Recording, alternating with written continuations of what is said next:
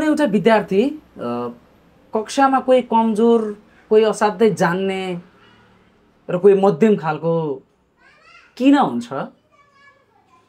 यो प्रश्न तपाईँले गर्दै गर्दा म मेरो छोरीलाई सम्झिन्छु चाहिँ।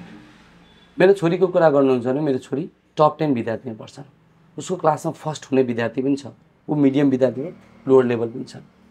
तर म पढाइ अहिले आफै पनि म physically online session physical session दिन्छु। मैले विद्यार्थीको मानसिकता बुझ्दै गर्दाखेरि चाहिँ अहिले विद्यार्थी भनेको के हो भने यो संसारमा भन्दा पनि एसियन कन्ट्रिजमा विशेष नेपाल र इन्डियामा भने trained robot ready for job, trained robot ready for job. त्यो विद्यार्थीलाई एक्स्ट्रा करिकुलर एक्टिभिटिज गराउँछन् तर एक्स्ट्रा रूपले तयार गरिँदैन।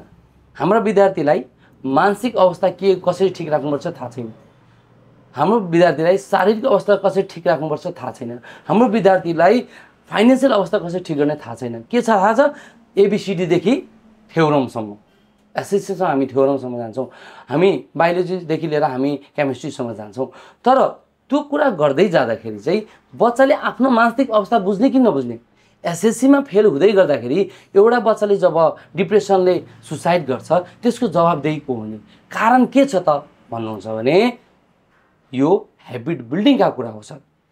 यो संसारमा सबै आफ्नो आफ्नो दक्षता लिएर आफ्नो आफ्नो भ्यालु एउटा गोल लिएर आएको हुन्छ, आफ्नो एउटा शारीरिक क्षमता मानसिक क्षमता लिएर आएको हुन्छ। अहिले हामीले कुरा गरिराखेको चाहिँ जन्मजात नै मानसिक बौद्धिक रूपमा समस्या हुने बाहेक अन्य विद्यार्थी नर्मल विद्यार्थीको कुरा गर्दैछु म, जुन चाहिँ जेनेटिक रूपले ऊ एउटा रूपमा आइसकेका हुन्छ, स्वस्थ रूपमा आइसकेका हुन्छ र ऊ पर्फेक्ट छ फुटबलमा।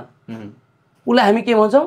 साइन्समा पनि फर्स्ट हो, म्याथमा पनि फर्स्ट हो भने भन्छौँ, सबै कुरामा फर्स्ट हो। तर के हामी उसको इन्ट्रेस्ट फुटबलमा हुँदै गर्दा तिमी यो कमसेकम सब्जेक्ट चाहिँ पास गर है भनेर तिम्रो फुटबलमा ध्यान दियो हामीले कहिले भन्ने गरेका छौँ?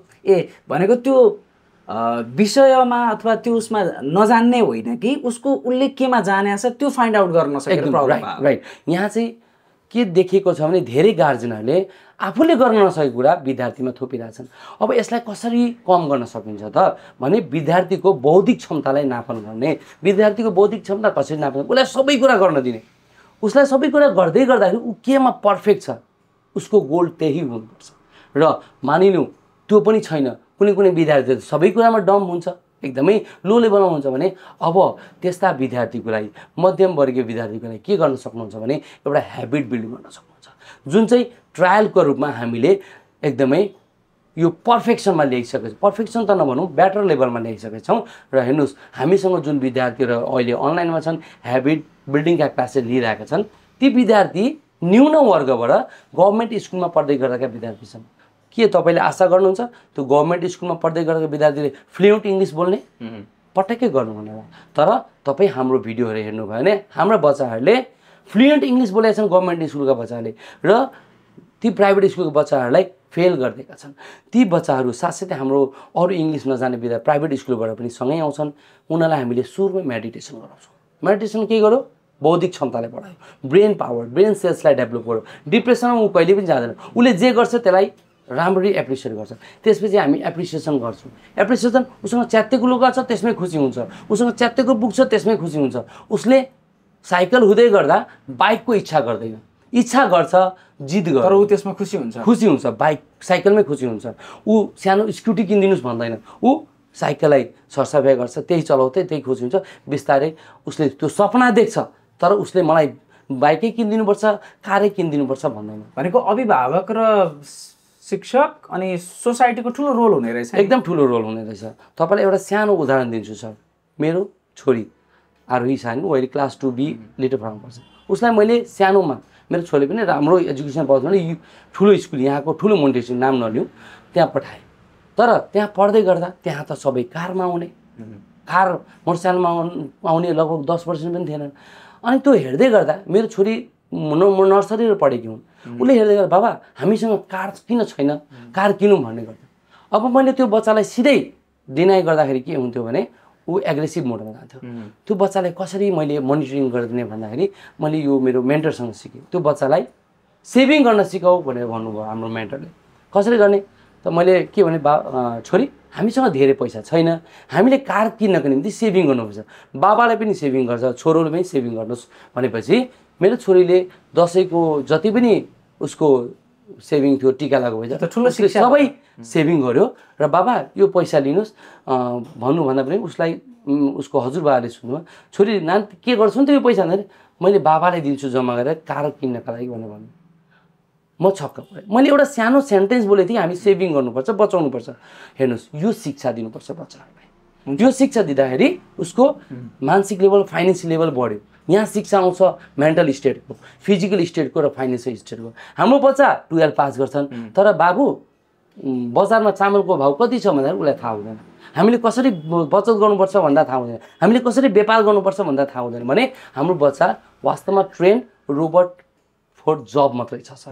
अब ती बच्चाहरूको मस्तिष्कको क्षमता अझै वृद्धि गर्नको लागि अभिभावकको र शिक्षक शिक्षिकाको भूमिका, सोसाइटीको भूमिका एकातिर छ। उसको खानपान चाहिँ कस्तो हुनुपर्छ कि सानैदेखि बच्चालाई उसको दिमाग स्वस्थ बनाउनको लागि त्यसमा त अभिभावकहरूको रोल हुने भयो। एउटा सत्य कथन के छ भने जस्तो जस्तो बुवा आमाले गर्छन् त्यस्तै त्यस्तै छोराछोरीले गर्छन्। बुवा आमा फास्ट फुड खाने, छोराछोरी हेल्दी फुड खाने हुन्छन्, कतै पनि हुँदैन। बुवा आमा प्याकेट फुड खाने, छोराछोरी हेल्दी फुड खाने, कतै पनि हुँदैन।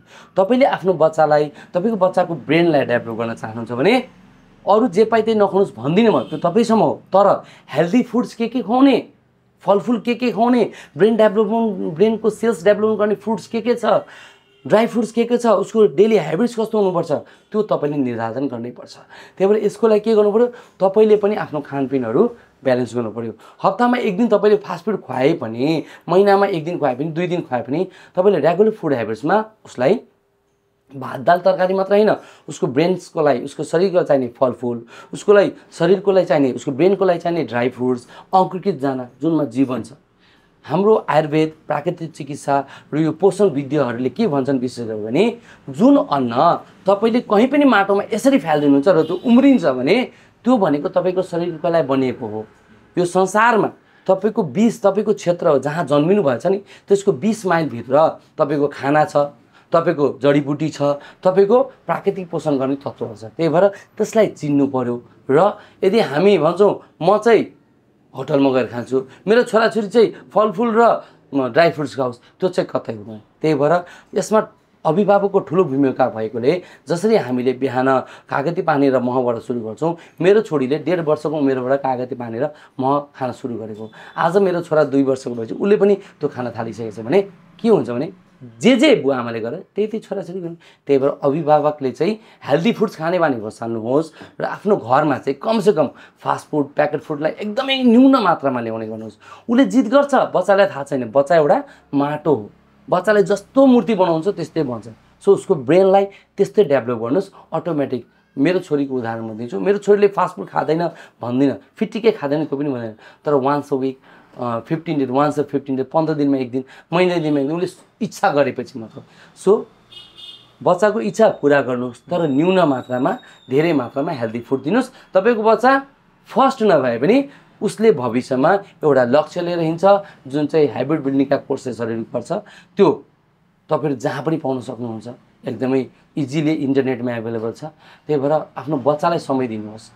पैसा कमाउनुहुन्छ, भोलिको दिनमा बच्चा घुमाउनुहुन्छ, पैसा सँगसँगै यदि बच्चा राख्न चाहनुहुन्छ भने उसलाई राम्रो परवरिश दिन चाहनुहुन्छ भने फ्यामिलीमा गार्जेनमा अभिभावकमा एकजनाले चाहिँ समय पूर्णता दिनु। यति गरे मस्तिष्क स्वस्थ हुन्छ, त्यति स्वस्थ मस्तिष्क लियो निर्माण गर्न सक्यो, उसले बनाउन सक्यो भनेदेखि पढेको कुरा पनि सहजै सम्झिने भयो र त्यस पश्चात उसको दैनिकी त्यही बाटो अघि बढ्दै जाँदा उसले जिन्दगीमा चाहेका सफलताहरू पनि सहजै प्राप्त गर्न सक्छ। मैले तपाईँलाई अघि नै जोडेको थिएँ। हेर्नुहोस्, हामी जुन क्लासेसमा गराउँछौँ मेडिटेसन, त्यो तपाईँले पनि घरमा छ। हेल्दी फुड हेबिट्स मात्रै होइन, healthy living habits, healthy lifestyle पनि इम्पोर्टेन्ट छ भने तपाईँले जुन बिहानदेखि उठेर तपाईँले मेडिटेसन गर्नुभयो भने मैले गर्छु, छोरीले मसँगै बस्छन्, बाबु छोरासँगै 2 वर्षको बस्छ, उसले बस्ने कोसिस गर्छ, भलै म जतिको नगर्ला त उसको ह्याबिट बस्छ।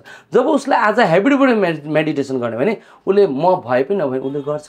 त्यसपछि योगा गर्छु म, योगा मैले गर्छु सँगसँगै उसले पनि गर्छ, कहिलेकाहीँ नगरे पनि रेगुलर गर्छ भने एउटा ह्याबिट बसाइदिनुहोस्, उसले त्यही ह्याबिट फलो गर्छ र यो ह्याबिट फलो गर्दै गर्दा मेडिटेसन, एप्रिसिएसन, भिजुअलाइजेसन जुन गोललाई टार्गेट गर्नु। म तपाईँको बच्चा डक्टर बन्न चाहन्छ के आइएससी दिइसकेपछि साइन्स लिइसकेपछि मात्रै डक्टर बन्ने त होइन।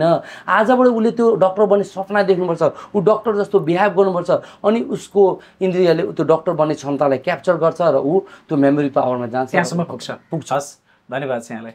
एकदमै धन्यवाद छ सरलाई पनि।